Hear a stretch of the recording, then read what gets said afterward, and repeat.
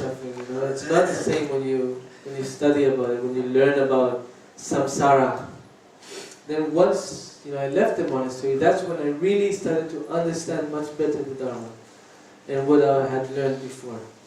Because that's where you're like thrown into samsara and in these crazy situations where you see different people and even yourself, you're like completely vulnerable to all these aspects in life, like distractions and entertainment and all these. So for me it was, the monastery you could say was more like an analytical training, and when I left the monastery it was more like a practical training. So, what about you? Same thing. Just the first part was, I knew everything already. Oh, okay. Pretty much the same.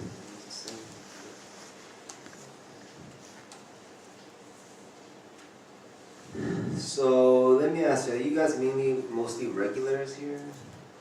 Like, yeah? Mostly. Any new ones? Can you like raise your hand if there's any new ones? One. First time to the center? Alright.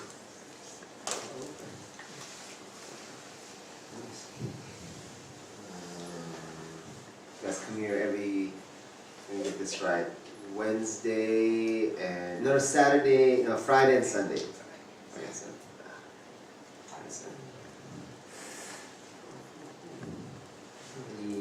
What's the oldest, any oldest Buddhists here? Like the oldest, the longest, 20 years, 25 years?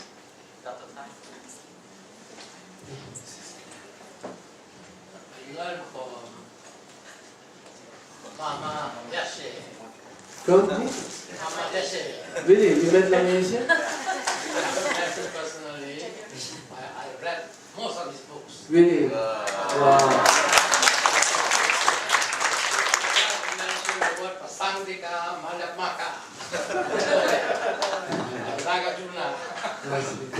Okay? Yes.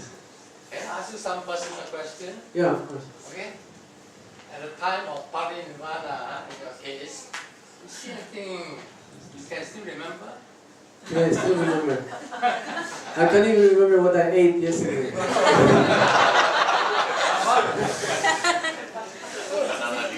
But oh yeah. Not for lunch, yeah, I forgot what I had for lunch yesterday. So difficult to remember. I'm sorry.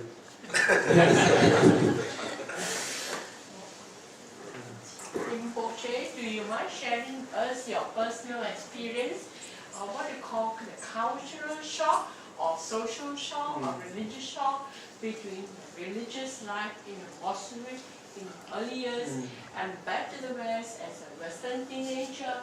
If you say that just now attachment balance, are you suggesting that you would love to go back to the monastery life again? Sometimes I do. On a holiday, okay lah, field trip. Yes. No, sometimes I'm like, wow, I would really like to be back in the monastery as a monk. I have that feeling sometimes, when I'm like completely, sometimes I get lost. I suffering, problems, difficulties, like that. Then that time I'm like, wow, when I was in the monastery it was so simple. Life was so simple, so clear. But generally, we would rather personally prefer lay people's life with a worldly sensual pleasures. But personally and frankly speaking, which would you prefer? If you don't mind. Depends on the situation I'm in. Depends on the situation I'm in. I see. But generally, most of the time. I'm not sure yet. I see. Thank you. Maybe if you ask me the question in 10 years, I'll be more clear.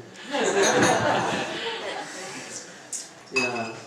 But yeah, for me when I left the monastery and I went to the West, it was a big culture shock. Yeah. Because in the monastery, of course, it's more secluded, more isolated, and it's very focused on the curriculum studies, And like as a monk, you cut your hair, you wear the same clothes every day, you don't listen to music, you don't do so much sports, no TV, Yeah. so no distractions, you know. And so like my first big impact when I had was when I was 16, my mother, she took me to a club. She was like, okay, now you should go to a club. I'll take you to a club. You have to go. Like, okay. So when I went inside, I was completely amazed because it was very strange for me. The music was so loud, your ears would like hurt. It was full of smoke, and you couldn't talk with each other. Nobody could talk because you can't hear anything.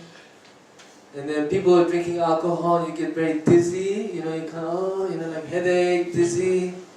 Everybody's jumping up and down, like you can't move. So for me, it was very strange. I didn't understand how people enjoyed this. And I was like, this is not enjoyment, this is suffering. You're actually suffering. You're in a box, closed box, you can't breathe, your ears hurt, you can't talk. You know, you get dizzy, you're like, oh my God, this is overwhelming. I got so claustrophobic and so agitated. After 10 minutes, I had to leave. So I went in for 10 minutes, I got very, stressed. And then I left. And my mother, she was waiting. I was like, oh, already, so fast. You don't want to have fun? I was like, no, for me, this is not fun. This is suffering. I said, in the monastery, when we have our chapshu and yarning breaks, like Losar, every year we have 2 holidays in the monastery. After Losar, at the time of Losar, we have maybe 1 week holiday. And after the retreat, the rain retreat, like after Visa Day, I think it's called, we have also 1 week holiday, 2 times a year. And at that time in the holiday, we can put music in the monastery. We play ping pong. We play cream board. So it's so much fun. We had so much fun, just with the music and the ping pong, just eating food, enjoying like that. What kind of music? Normally, like Bollywood music or like Western commercial music. Oh, and they come. Like Venga Boys. You still have popular Bollywood in the monastery, yeah? Yeah, At 2 times a year for 1 week each, you could put loud music. So everybody would put. It's allowed. It's allowed in the monastery. Normally it's illegal, prohibited. But during 2 times a year, you can put music. So that time everybody put Bollywood music, and we used to play like ping pong, green board. So that time, for me, I would enjoy so much. So when I went clubbing, the first time I did, I was like, man, this is suffering compared to how we have fun in the monastery. Like the monks really know how to have fun. Because in the club you didn't take drugs. No. They take drugs. I saw people that were taking drugs, Okay. and they were not happy. They enjoy. They didn't enjoy. They think they enjoy, but you can see they're suffering a lot. Because when you take drugs, it's because you have conflict, because you're unhappy. That's why you take drugs. If you're happy, sorry? At that moment they're happy until the drugs is over. Even in that moment, they're not happy. They think they're happy, but it's not real. So it's always like, I don't know, like, it's now, you can tell, you can see, the energy is very agitated energy. So for me, I didn't like it all. I was very, wouldn't say traumatized, but I was like a little bit sketched out, like I had this aversion towards this kind of scene. But now he enjoys it. That was when you first left monastery, that time you suffered in that way. But from what I read about you, what were you? It's almost 10 years or more than that since you left that monastery life. Yeah. I'm sure by now your perception and all this, you do enjoy a certain degree of worldly sensual pleasure, don't you? Yeah, now I like to Being dance. a danger I like in the dancing. Western country, like karaoke, dancing, women. Dancing is a lot of fun. Definitely, Yes. otherwise you will be abnormal. Not from the Dharma aspect, but from the social human development agree. Yeah. So dancing is a lot of fun. Yes. Can you elaborate that, the mindfulness in terms of momentum also is about Buddhism perspective? Mindfulness in terms of? Mindfulness, like for example, not only Buddhism Yeah. practice meditations to have that kind of mindfulness. Yeah.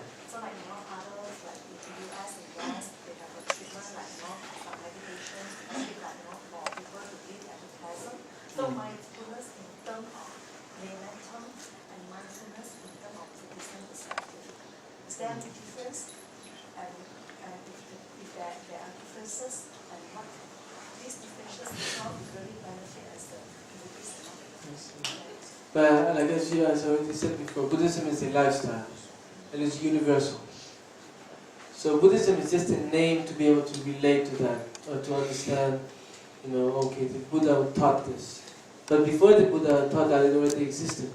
It's a technique, it's a lifestyle, So the Buddha was helped to propagate and to people to understand in a much more clear way, this technique. So it's something that, I think would be, ultimately it's the same.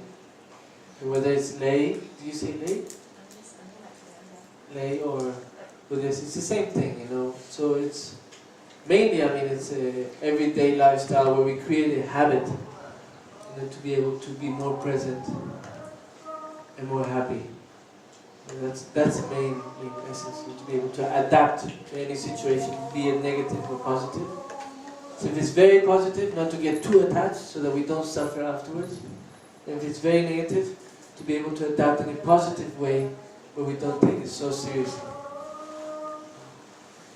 I just think the difference between the merit level is the purpose, why you're being mindful. Motivation. Yeah, the one is to have a calm mind and just to live a better life.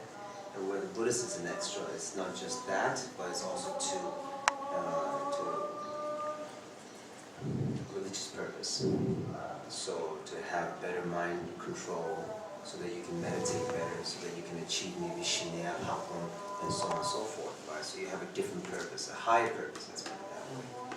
So I think that's the trigger, the difference. Yeah.